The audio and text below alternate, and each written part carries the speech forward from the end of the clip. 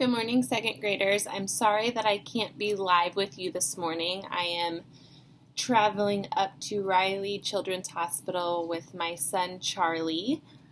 If you don't know, my son Charlie was born premature last year, and I was in the hospital for quite some time before I had him, and then he was in the hospital for quite some time after he was born. So since he was premature, we have a lot of follow-up appointments. So today he is getting his eyes checked. He is having just a normal growth and development appointment to make sure he's growing well. He's also going to a speech therapist because he has a hard time swallowing. And then he has a G-tube on his stomach that helps him eat. So he doesn't eat anything through his mouth. We hook him up to a tube in his stomach and we put his milk in the tube. So he also has a check on his G-tube. So it will be a busy day for us, but that is why I am not with you. But I still want to read. So our book for the day is called The Gardener. And The Gardener is written by Sarah Stewart, and pictures or the illustrations are done by David Small. And this is the same author and illustrator that wrote and drew the pictures of our Monday book, The Library. So if you liked The Library and if you like this book, I encourage you to check out their other book called The Money Tree. All right, before we begin, I want you to look at the cover and think about what you think the setting might be. I noticed that it has a Caldecott honorable mention sticker on. So a Caldecott award is for your pictures. Now this book didn't win, but it got like second or third place. So this book takes place in the city. This book is a series of letters. So our main character, she writes letters to her family. And so it's just a bunch of letters, and that's how we know what's going on.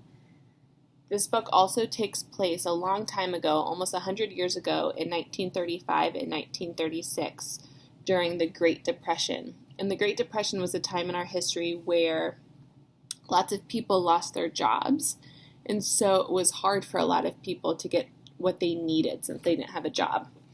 So think about why that is important to this story. All right, here we go. The Gardener. Let me position there we go. And I have some sticky notes in my books. Those are questions that I had when I was reading or things that I want to make sure to ask you. August 27th, 1935. Dear Uncle Jim, Grandma told us after supper that you want me to come to the city and live with you until things get better. Did she tell you that Papa has been out of work for a long time and no one asked Mama to make dresses anymore? We all cried, even Papa. But then Mama made us laugh with her stories about your chasing her up trees when you were both little. Did you really do that? I'm small but strong, and I'll help you all I can. However, Grandma said to finish my schoolwork before doing anything else. Your niece, Lydia Grace Finch.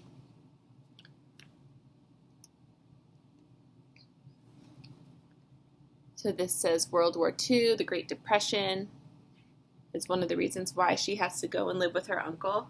Her dad has lost his job. September 3rd, 1935.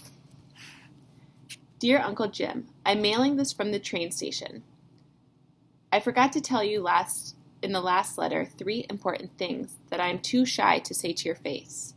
Number 1, I know a lot about gardening, but nothing about baking.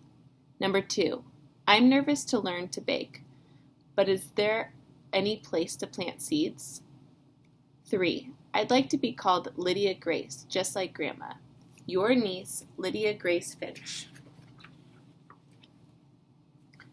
On the train, September 4th, 1935. Dear Mama, I feel so pretty in your dress that you made for me. I hope you don't miss it too much.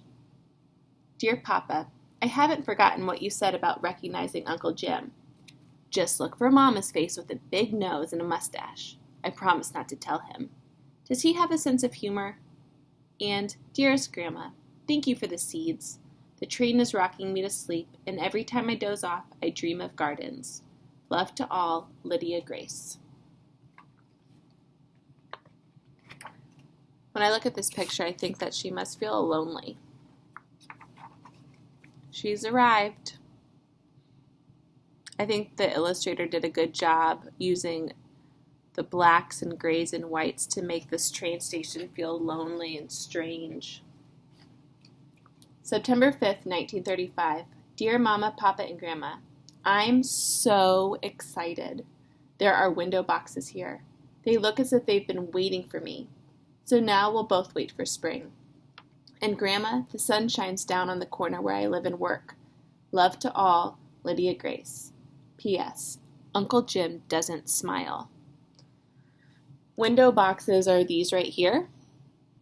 They're like flower pots on the windows. And since she likes gardening, she's excited to see that. December 25th, 1935. Dear Mama, Papa, and Grandma, I adore the seed catalog you sent for Christmas. And Grandma, thank you for all the bulbs. I hope you received my drawings. I wrote a long poem for Uncle Jim. He didn't smile, but I think he liked it. He read it aloud, then put it in his shirt pocket and patted it. Love to all, Lydia Grace. Are you wondering what would make Uncle Jim smile? February 12th, 1936. Dearest Grandma, thank you again for the bulbs you sent at Christmas. You should see them now. I really like Ed and Emma Beach, Uncle Jim's friends who work here. When I first arrived, Emma told me she'd show me how to knead bread if I would teach her the Latin names of all the flowers I know. Now, just a half a year later, I'm kneading bread and she's speaking Latin. More good news. We have a store cat named Otis, who at this very moment is sleeping at the foot of my bed. Love to all, Lydia Grace. P.S. Uncle Jim isn't smiling yet, but I'm hoping for a smile soon.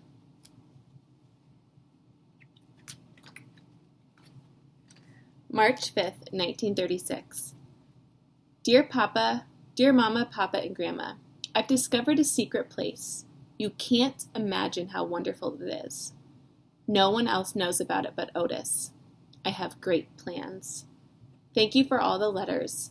I'll try to write more, but I'm really busy planting all your seeds in cracked teacups and bent caked pans. And Grandma, you should smell the good dirt I'm bringing home from the vacant lot down the street. Love to all, Lydia Grace. I wonder what her great plans are.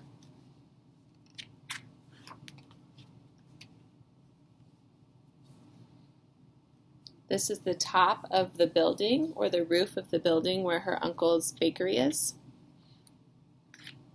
How do you think it looks?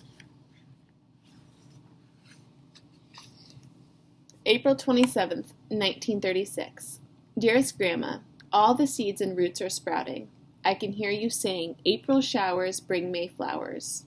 Emma and I are sprucing up the bakery, and I'm playing a great trick on Uncle Jim. He sees me reading my mail, planting seeds in the window boxes, going to school, doing my homework, sweeping the floor. But he never sees me working in my secret place. Love to all, Lydia Grace. P.S.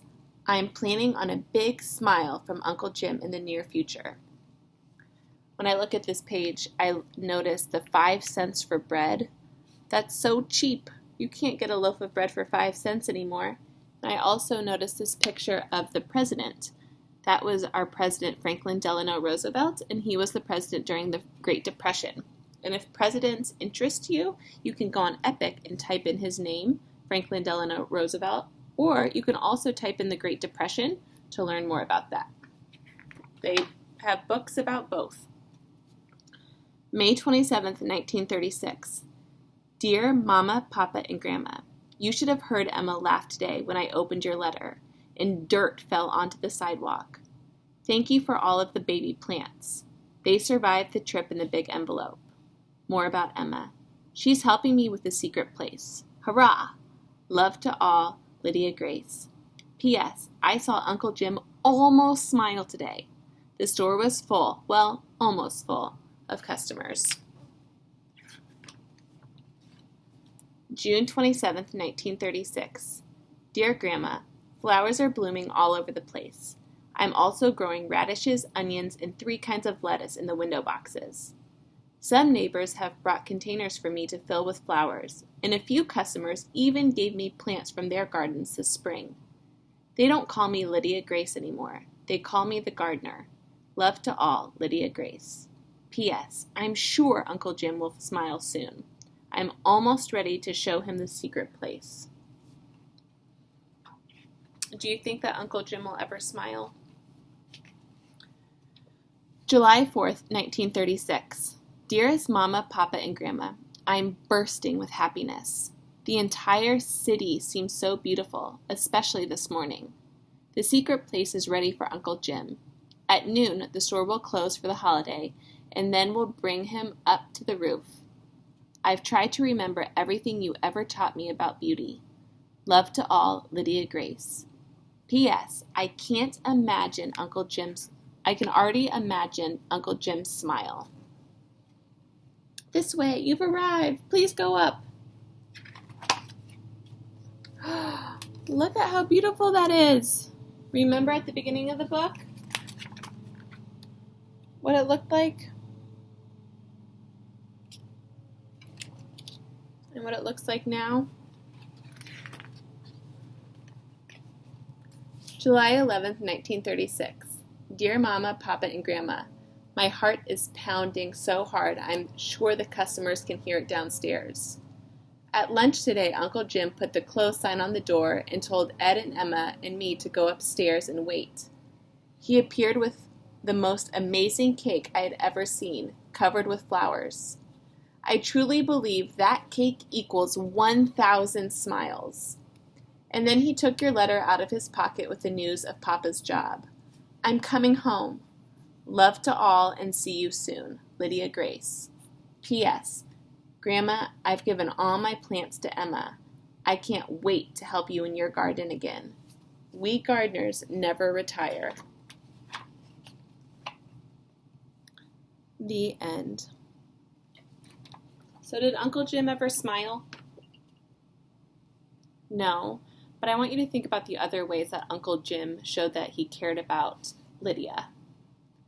He showed her in other ways. And maybe you have someone in your life like Uncle Jim who doesn't smile very much, but you can tell that they care about you in other ways or other little things that they do, other gestures. So I hope you have a good day. For writing later, you are going to write a letter to someone who is special to you. So start thinking about who that might be. Have a great day. Bye.